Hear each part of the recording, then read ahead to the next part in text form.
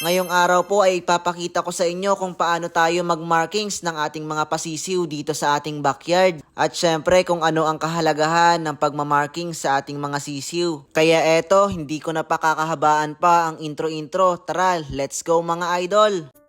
Bago ang lahat, ipapakita ko muna sa inyo ang ating mga pasisiw. Ito nga pala ang ating Boston Roundhead to 5K sweater.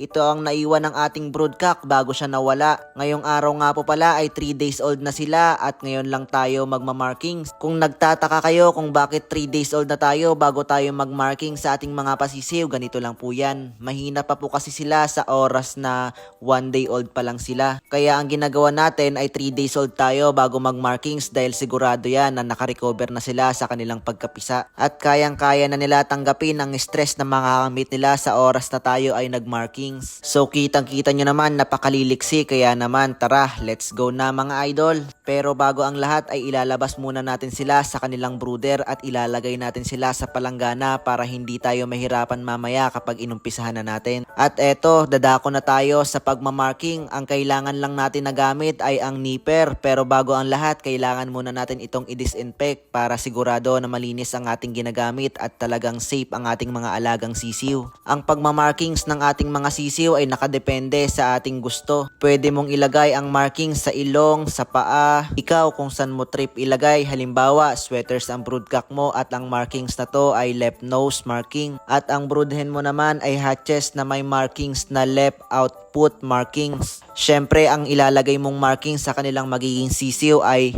left nose right output markings. Dahil combination na ito ng sweaters to hatches. Ganon ang paraan para hindi tayo malito sa ating mga pasisiw kapag lumaki na sila.